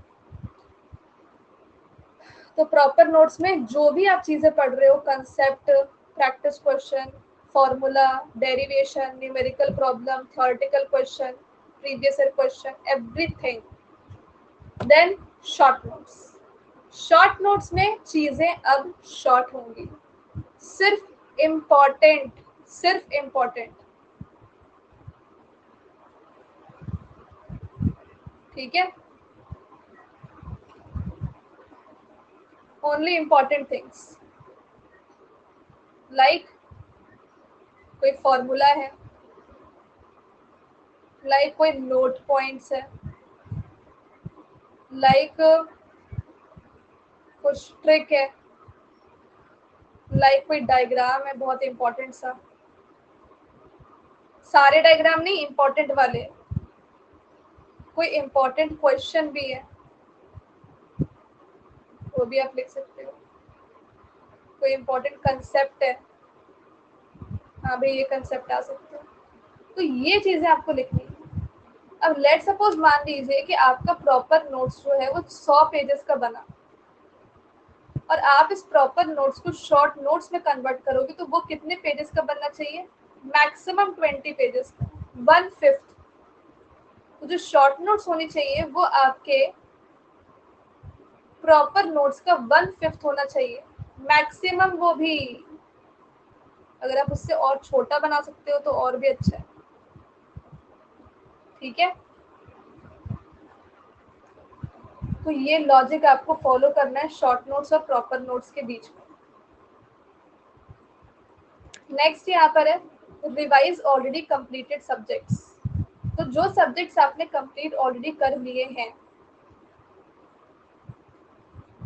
ठीक है। जो यहाँ पे यशवंत का एक डाउट आ रहा है, 1 सेकेंड, 8 इंपॉर्टेंट पॉइंट्स हमने डिस्कस कर लिए। एक डाउट आ रहा है यशवंत का, मैम इस चेन को फॉलो करें या बैच के अकॉर्डिंग प्रिपरेशन करें? फॉर एग्जाम्पल प्रेरणा बैच में टॉक एंड ओएसएस से स्टार्ट करें। यशवंत, जो क्लासेस अभी लाइव आ रही हैं उसको लाइव अटेंड करते बनो, किसी बैच पे प्रॉपरली फोकस मत करो। जैसे मैंने बोला कि संकल्प और प्रेरणा बैच स्टार्ट हो रहा है, तो संकल्प एंड प्रेरणा बैच में ऑपरेटिंग सिस्टम टॉक स्टार्ट हो रहा है, लाइव हो रहा है, स्टार्ट करो। इनफैक्ट इस बैच में आगे आने वाले जितने भी क्लासेस लाइव होंगे उसको ज्वाइन करते चलो, ठीक है। तो आप बैच के अकॉर्डिंग प्रिपेयर करोगे तो अच्छा ही है, क्योंकि बैच में जो जो क्लासेस लाइव आती चलेंगी आप उसको फॉलो करो। और या फिर आप ऐसा कर लो ताकि आपकी सारी कंफ्यूजन खत्म हो जाए कि आप यहाँ पर एक ऐसे एजुकेटर को फॉलो कर लो जिसकी चीज़ें आपको पढ़ने में पसंद आती है, जिसका पढ़ाया हुआ आपको समझ में आता हो। आप उसकी प्रोफाइल को जाकर के फॉलो कर दीजिए। अगर आप मेरे प्रोफाइल को फॉलो करते हैं, ठीक है, मुझे नहीं पता कि आपको मेरा समझ में आता है कि नहीं पढ़ाया हुआ, बट अगर आप मेरे प्रोफाइल को फॉलो करते हो तो मैं जो भी सब्जेक्ट्स लाइव लेकर के आने वाली हूँ अनअकैडमी पे, उसकी नोटिफिकेशन आपको मिल जाएगी, ठीक है। अब मैं अगर अपनी बात करूँ तो मैं क्या क्या सब्जेक्ट्स पढ़ाती हूँ, तो जैसे अभी मैं ऑपरेटिंग में आपको अपकमिंग कोर्सेज का एक बार शेड्यूल बता देती हूँ कि मैं अनअकैडमी पे क्या क्या कोर्सेज अभी लेकर के आने वाली हूँ। तो अभी कुछ दिन पहले ही मैंने डेटा स्ट्रक्चर का कंप्लीट कोर्स स्टार्ट किया है 17 जून से। इसकी ज़्यादा क्लासेस मिस नहीं हुई, आप चाहे तो अभी भी इसको ज्वाइन कर सकते हो। और ये मैं ज्वाइन करने के लिए इसलिए बोल रही हूँ आप सभी लोगों को, क्योंकि गेट 2025 से पहले डेटा स्ट्रक्चर का ये कोर्स दोबारा नहीं आएगा। This is the last time I'm taking before GATE 2025. So if you're missing it, you're missing at it some cost that you have to pay for it, because recorded में मज़ा नहीं आएगा जितना लाइव में अभी आ रहा है। थ्योरी ऑफ कंपटीशन स्टार्ट होगा 30 जून को। तो इस तरीके से मैंने सारे सब्जेक्ट्स, ये मेरे कोर्सेज हैं जो आपके नवंबर मंथ तक कंप्लीट हो जाएंगे। अब जनरल एप्टीट्यूड और इंजीनियरिंग मैथमेटिक्स में नहीं पढ़ाती, बाकी सब पढ़ाती हूँ। तो वो दोनों सब्जेक्ट्स आप सौरभ ठाकुर सर और करुमुड़ी उमेश्वरा राव सर से पढ़ सकते हो, general aptitude and engineering mathematics. तो यही पूरा गेट का सिलेबस है आपका, ठीक है। तो यही मैं बोल रही हूँ कि यहाँ पर इस तरीके से आप फॉलो कर सकते हैं, या फिर जिस भी एजुकेटर का आपको समझ में आ रहा है उसको आप फॉलो कर लो, और जैसे जैसे उनके कोर्सेज लाइव आते जा रहे हैं उनको आप फॉलो करते जाओ। डोंट डिपेंड एनी बैच, ठीक है। डिपेंड उस सब्जेक्ट पे करो जो लाइव आ रहा है, जस्ट मेक इट क्लियर। अब हम 9th पे चलते हैं। तो 9th जो पॉइंट मैं बोलने वाली हूँ वो है रिवाइज ऑलरेडी कंप्लीटेड सब्जेक्ट। तो जो सब्जेक्ट आपने, जैसे कि अभी कुछ देर पहले वामसी आ रही हूँ प्रेजेंट, एक बार जल्दी से बताइए वामसी प्रेजेंट है क्या? कि वामसी ने कुछ दिन पहले एक कमेंट किया था और पूछा था कि उनका कुछ सब्जेक्ट रहता है और कुछ सब्जेक्ट उनके कंप्लीट हो चुके हैं, जिसमें कि उन्होंने ऑपरेटिंग सिस्टम डीबीएमएस को कंप्लीट कर लिया और ऑपरेटिंग सिस्टम डीबीएमएस कंप्लीट कर लिया, पर उसको रिटेन वो कैसे करेंगे टिल द गेट एग्जाम। तो इट्स वेरी इंपॉर्टेंट कि आप ऑलरेडी कंप्लीटेड सब्जेक्ट को भी रिवाइज करते रहें। तो कैसे आपको रिवाइज करना है, आप इसको वीकली रिवाइज करें 4 टाइम्स।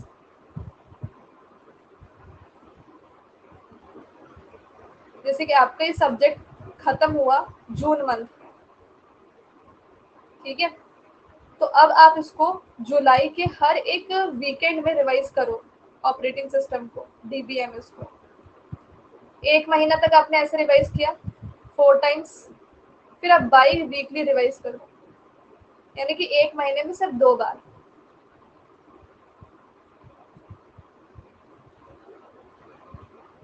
और ऐसा अगर आप करोगे 1 महीने में सिर्फ 2 बार, वो भी 4 बार, तो ऐसे 1 मंथ कंप्लीट हो जाएगा और ऐसे 2 मंथ कंप्लीट हो जाएगा। फिर उसको आप मंथ एंड में रिवाइज करो। अब रिवाइज करने के तरीके होते हैं, शॉर्ट नोट से रिवाइज कर सकते हो,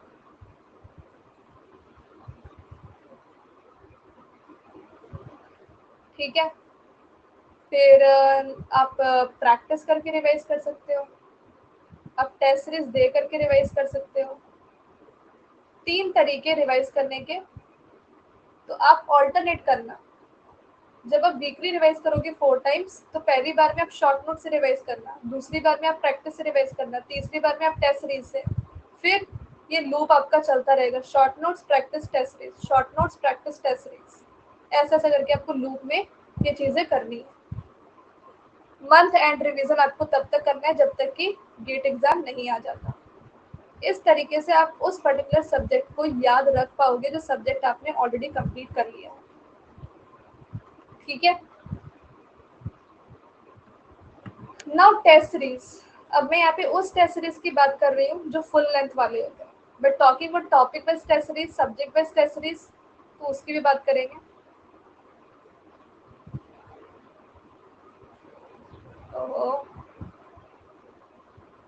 topic wise test series, subject wise test series, और एक होता है आपका फुल लेंथ टेस्ट सीरीज। ये 3 ही टाइप के टेस्ट सीरीज होते हैं भाई, मैंने तो यही 3 टाइप के सुने हैं, और ऑब्वियस सी बात है कि अगर ऐसा है तो यही 3 ही होते ही हैं। टॉपिक वाइज टेस्ट सीरीज आपको तब कंप्लीट करना, अब ऐसा नहीं है कि आपका जब पूरा गेट का सिलेबस खत्म, कि कुछ लोगों ने अपने माइंड में पता नहीं फिट कर रखा है, पता नहीं कौन सी स्ट्रेटेजी क्लास देख करके आ जाते हैं, उसमें उन्होंने ये जाना है कि नहीं मैम टेस्ट सीरीज तो देंगे दिसंबर जनवरी में, टेस्ट सीरीज तो दिसंबर जनवरी में ही देंगे, चाहे वो टॉपिक वाइज हो, सब्जेक्ट वाइज हो, फुल लेंथ हो। टॉपिक वाइज टेस्ट सीरीज देने के लिए आपको दिसंबर जनवरी तक का वेट करने की जरूरत नहीं है। जब आप किसी टॉपिक को कंप्लीट कर लेते हो, आप ठीक उसी टाइम पे उसके बाद ही आप टेस्ट सीरीज दे करके ये देख सकते हो कि वो टॉपिक पे आपकी कितनी अच्छी कमांड बनी है, ठीक है। तो आप टॉपिक वाइज टेस्ट सीरीज अभी भी दे सकते हो, कभी भी दे सकते हो, any time after a topic. And वैसे सब्जेक्ट बेस्ड टेस्ट सीरीज भी आप कभी भी दे सकते हो, अगर आपने सब्जेक्ट को कंप्लीट कर लिया है तो आप इसकी टेस्ट सीरीज दे सकते हो। But talking about full length test series, वो आपको तभी देना है जब आपका पूरा गेट का सिलेबस कंप्लीट हो जाएगा। अब सवाल ही बनता है कि आपको कितने टॉपिक वाइज देने चाहिए, कितने सब्जेक्ट वाइज। तो देखिए, मैक्सिमम आप 2 दे सकते हो और मिनिमम आप 1। हर एक टॉपिक पे आपको कम से कम 1 टेस्ट सीरीज देना चाहिए, और मैक्सिमम आप 2 भी दे सकते हो, पर ज्यादा टाइम वेस्ट नहीं करना है एक ही टॉपिक पे। तो मैंने देखा कुछ स्टूडेंट्स क्या है, एक ही टॉपिक पे बैठे हुए हैं, हट ही नहीं कर रहे हैं, हट ही नहीं रहे, लग रहा है फेविकॉल लग गया है। तो भैया वो टॉपिक ही आपके गेट एग्जाम में नहीं आएगा, और भी चीजें आएंगी, तो थोड़ा नजर हटाओ और दूसरे पे भी ध्यान दो। अब ऐसा तो नहीं है ना कि एक टॉपिक आ गया तो उसी पे बैठे हुए हैं, खुश हैं। अरे वो टॉपिक तुमको आ गया, छोड़ो यार, जो डिफिकल्ट है वही तो गेट एग्जाम में आएगा, उसको पकड़ो ना। तो मैक्सिमम 2 ही देना है टॉपिक वाइज टेस्ट सीरीज, और मिनिमम 1। हाँ, अगर एक टॉपिक बहुत ही आपको डिफिकल्ट लग रहा है तब उस टॉपिक पे आप टेस्ट सीरीज ज्यादा दे सकते हैं, तो it is an exceptional case, उस केस में 5 भी दे सकते हैं। तो मैक्सिमम आप 5 दे सकते हैं डिफिकल्ट वाले टॉपिक पे। और सब्जेक्ट बेस्ड टेस्ट सीरीज आपको कितनी देनी चाहिए? देखो, मिनिमम आपको सब्जेक्ट बेस्ड टेस्ट सीरीज 3 देनी चाहिए, और मैक्सिमम आप 5 दो, इतना काफी है यार। ज्यादा आप दोगे तो आपका सारा टाइम तो टेस्ट सीरीज में ही निकल जाएगा।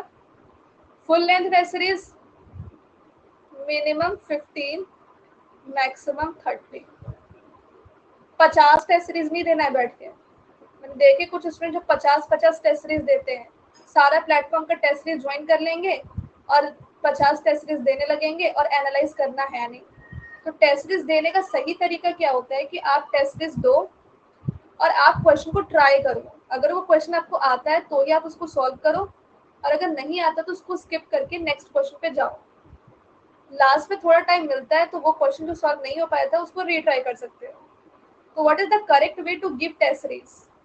तो पहला तो ये है कि attempt questions that you know but store the expected answer that you have not attempted.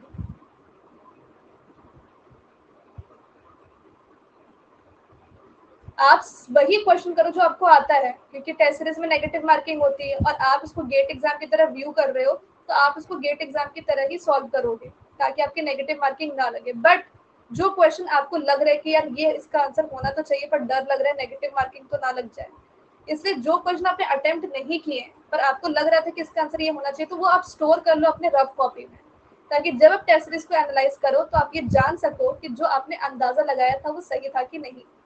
ठीक है, तो ये भी एक स्ट्रेटेजी है। तीसरा ये है कि don't spend more time on one question. ठीक है। Fourth, check all answers before over, कि कोई गलती तो नहीं हो गई है। Read questions 2 times before you answer, क्योंकि सिली मिस्टेक इसलिए होती है जब क्वेश्चन ठीक से रीड नहीं करते हो। ये तो है बिफोर टेस्ट और ड्यूरिंग टेस्ट। आफ्टर टेस्ट जो भी गलत हुआ राइट डाउन। ठीक है, और जो डिफिकल्ट लगा उसको स्टेप बाय स्टेप लिखो। That's it. Okay, so these are the 10 golden tips and tricks for your GATE exam to secure all India rank 1 in GATE 2025 CSIT। तो पहला मैंने आपको ये बताया कि चूजिंग मी बेस्ट रिसोर्स, तो जो आपको बेस्ट लग रहा है उसको चूज करो, दूसरों को जो बेस्ट लग रहा है वो दूसरों को लगने दो। दूसरा ये है कंसेप्ट क्लैरिफिकेशन। एक पॉइंट पे अगर कोई कंसेप्ट आपको समझ नहीं आ रहा है तो उसको समझो पहले, फिर आगे बढ़ो। 2 बार रिवाइज करो जो भी डेली पढ़ रहे हो, today tomorrow, Monday to Friday आपको क्या करना है, सैटरडे संडे आपको क्या करना है, लाइव रिकॉर्डेड में क्या डिफरेंस होता है, कहाँ से प्रैक्टिस करना है, प्रॉपर नोट कैसे बनाने हैं, शॉर्ट नोट्स कैसे बनाने हैं, रिवाइज कैसे करना है ऑलरेडी कंप्लीटेड सब्जेक्ट को, टेस्ट सीरीज कैसे देना है। ये सारी चीजें मैंने आपको बता दी हैं। आई होप आपको समझ में आ गया होगा। यस,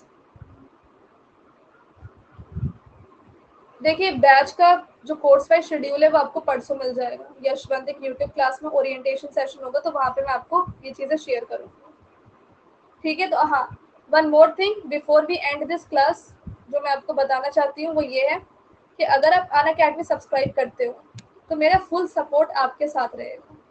आपको कोई डाउट है लाइव क्लास में, मैं उसको क्लियर कर रही हूँ। अगर आप कोई क्लास लाइव देखते हो और नहीं देख पाते हो, गलती से रिकॉर्डेड वीडियो देखते हो, उसमें भी कोई डाउट होगा, I will try my best to clear it. अगर आप मेरे क्लास में डेली लाइव आते हो, आप मेरे व्हाट्सएप ग्रुप में ऐड हो जाओगे, जहाँ पे आपको जस्ट क्लास के बाद डेली प्रैक्टिस प्रॉब्लम मिलेंगे, जो बहुत ज़रूरी है।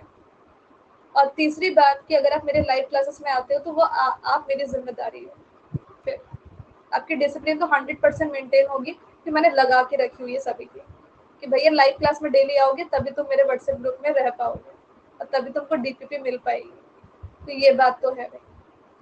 अब है जो पते की बात, वो ये है कि न्यू बैच में स्टार्ट कर रही हूँ गेट 2025 से, संकल्प बैच, जहाँ पे मैं थ्योरी ऑफ कंपटीशन का कंप्लीट कोर्स 7:30 बजे डेली लाइव क्लास स्टार्ट करूँगी, बिल्कुल फ्रेश। और इस बैच को अगर आप ज्वाइन करते हो तो आपका सही टाइम से गेट सिलेबस कवर हो जाएगा। आपको यूज़ करना है रेफरल कोड HelloSono01, इससे आपको डिस्काउंट मिल जाएगा अनअकैडमी सब्सक्रिप्शन पे, जो अभी एक ऑफर चल रहा है। और आपको मेरी पर्सनल गाइडेंस मिल जाएगी और आप मेरे व्हाट्सएप ग्रुप में भी तभी ऐड हो पाओगे जब आप ये रेफरल कोड यूज़ करोगे। और अगर आप गेट 2026 की प्रिपरेशन कर रहे हो तो आप प्रेरणा बैच को ज्वाइन कर सकते हैं, जो अगेन 30 जून को स्टार्ट हो रहा है। आप एक बार सब्सक्रिप्शन ले लेते हो तो आपको संकल्प बैच, प्रेरणा बैच दोनों का एक्सेस मिल जाएगा। इनफैक्ट अगर आप गेट डेटा साइंस और एआई की तैयारी कर रहे हो तो आपको सब्सक्रिप्शन में इस बैच का एक्सेस भी मिल जाएगा, जहाँ पे 15 जून से डीबीएमएस स्टार्ट हो चुका है। डेटा स्ट्रक्चर्स का कंप्लीट कोर्स मैंने स्टार्ट कर दिया है ऑलरेडी। इसकी 5-6 क्लासेस हो चुकी हैं। कल से क्यू डेटा स्ट्रक्चर हम स्टार्ट करेंगे। तो अभी भी आप देर नहीं हुए हो, अभी भी आप लेट नहीं हुए हो, अभी भी आप अनअकैडमी पे सब्सक्रिप्शन लेकर के इस कोर्स को ज्वाइन कर सकते हो और डेली लाइव अटेंड कर सकते हो मुझे 9:15 बजे इस डेटा स्ट्रक्चर के कोर्स में। और थ्योरी ऑफ कंपटीशन का कंप्लीट कोर्स जैसा कि मैंने बताया कि 30 जून से मैं स्टार्ट कर रही हूँ, डेली लाइव शाम को 7:30 बजे। और आज डिस्क्रीट मैथमेटिक्स का कंप्लीट कोर्स मेरा चल रहा है और उसकी लाइव क्लास शाम को 6 बजे होती है। और आज उसमें नया टॉपिक मैं स्टार्ट कर रही हूँ, परम्यूटेशन एंड कॉम्बिनेशन। तो टेक्निकली अगर आप देखें तो मेरे 3 सब्जेक्ट चल रहे हैं डेली लाइव, और उसमें से है एक तो डिस्क्रीट मैथमेटिक्स जो शाम को 6 बजे होता है, जिसमें permutation combination new topic start मैंने किया है आज करूँगी सॉरी। और थ्योरी ऑफ कंपटीशन शाम को 7:30 बजे होगा, जो एक नया कोर्स है, ठीक है, बिल्कुल न्यू कोर्स। और जो अपना डेटा स्ट्रक्चर है वो होता है आपका शाम को 9:15 बजे। तो उसमें क्यू डेटा स्ट्रक्चर स्टार्ट होगा। तो आप तीनों ही कोर्सेज को ज्वाइन कर सकते हो बिना किसी टेंशन के। और ये मेरे अपकमिंग कोर्सेज का शेड्यूल है, जहाँ पे आप अभी अगर मुझे ज्वाइन करते हो, डेटा स्ट्रक्चर को मिस नहीं करो क्योंकि दोबारा रिपीट नहीं होगा, तो आपका सिलेबस नवंबर मंथ तक कवर हो जाएगा। और आपको व्हाट्सएप ग्रुप में ऐड मैंने करने के लिए बोला ही है, क्योंकि हर एक सब्जेक्ट का डेली प्रैक्टिस प्रॉब्लम के लिए ग्रुप बना हुआ है। और अभी अनअकैडमी सब्सक्रिप्शन लेते हो तो आपको बहुत ही आसानी से सब्सक्रिप्शन मिल सकता है, क्योंकि अभी कॉस्ट बहुत कम है और ये ऑफर चल रहा है। ये ऑफर आपका सिर्फ 30 जून तक वैलिड है। बट कुछ स्टूडेंट्स क्या करते हैं कि 30 जून तक बैठे रहते हैं कि नहीं भाई 30 जून आएगा उसी दिन लेंगे, और उस दिन क्या होता है, सर्वर डाउन रहता है, बहुत सारे स्टूडेंट सब्सक्रिप्शन लेते हैं, प्रॉब्लम आती है, सब्सक्रिप्शन ऑफर खत्म और आप बैठे हो दुखी होकर कि अरे भाई ऑफर भी चला गया, सब्सक्रिप्शन भी नहीं ले पाए। सर लास्ट डेट का वेट कभी मत किया करो। सब्सक्रिप्शन आज ले लोगे तो फायदा आपका ही है ना, डेटा स्ट्रक्चर के कोर्स में आ जाओगे। नहीं तो लेट करना है तो लेट करते रहो बैठ के, फिर हो जाओगे लेट, फिर रोते रहोगे। तो अभी सब्सक्रिप्शन के जो ऑफर चल रहा है गेट 2025 स्टूडेंट्स के लिए, 9 मंथ्स का प्लस सब्सक्रिप्शन लेना बेस्ट रहेगा, जिसका कॉस्ट अभी 10,000 है। तो 10,000 में, सिर्फ 10,000 में गेट 2025 की प्रिपरेशन आपकी पूरी हो सकती है। और गेट 2025 में CSIT नहीं, डेटा साइंस और AI भी इसी में ही है। इसमें गेट से CSIT की भी पूरी प्रिपरेशन, गेट डेटा साइंस की भी पूरी प्रिपरेशन आप कर सकते हो। और आपको टेस्ट सीरीज भी इसमें फ्री मिल रही है, बैचेस सारे मिल रहे हैं, सारे एजुकेटर की live classes, recorded video, PDF notes, doubt clearing session, digital notes, practice question, सब कुछ सिर्फ 10,000। तो मैं आपको बता दूं कि 10,000 में आपको क्या क्या मिल रहा है।